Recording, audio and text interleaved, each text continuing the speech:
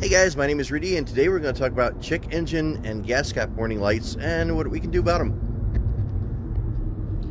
So I tried setting this up again. It didn't work out, but I'm going to walk you through the motions. Okay, nothing worse than getting into your car, turning the key, and lights stay on. So the indication would be check engine, most common with a lot of vehicles, or in some cases the computer will say actually check your gas cap.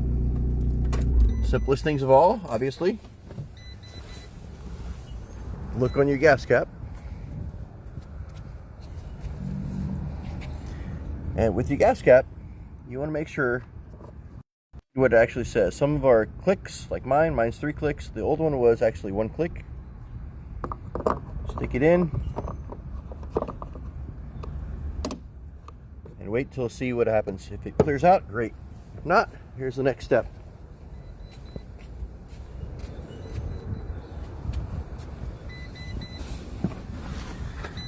For a couple bucks, you can get something like this, the Actron. Now this is an older model. I recommend around the $9 range. This is around the $30 range. Of course, you can try it and you can return it if it doesn't work.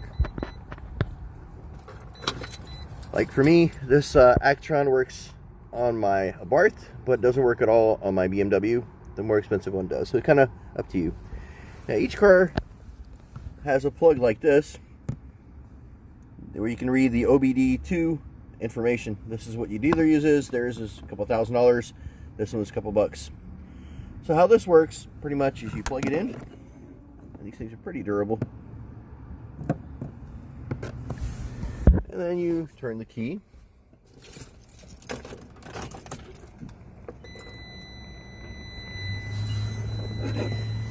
now this one says scanning pocket. On my BMW it just says loading in, it never, or connecting, and it never connects. So then for this one you hit read, and it begins to read.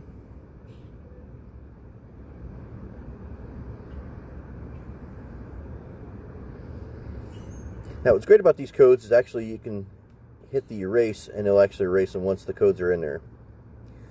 This car, last time I checked, actually has no codes right now. So we'll just kind of move along. You can look up the codes, you can Google them, it'll tell you what it is. Mine was pointing my way to the gas cap or the pump. The gas cap is the cheapest to start with. And you hit erase and the codes are gone. Anyway, so we're gonna, next thing you would do is you would actually contact your local parts dealer or dealership and order your gas cap. Now what I do in mine here is I did something that I may or may not recommend. Steal my gas cap, I'll show you again. I was able, kind of perfectionist, so I was able to actually remake the lanyard over here, and that's what we're going to talk about next. So you can see the original gas cap has a center hole right here, but the new one came with a little plastic tab right here, non-removable.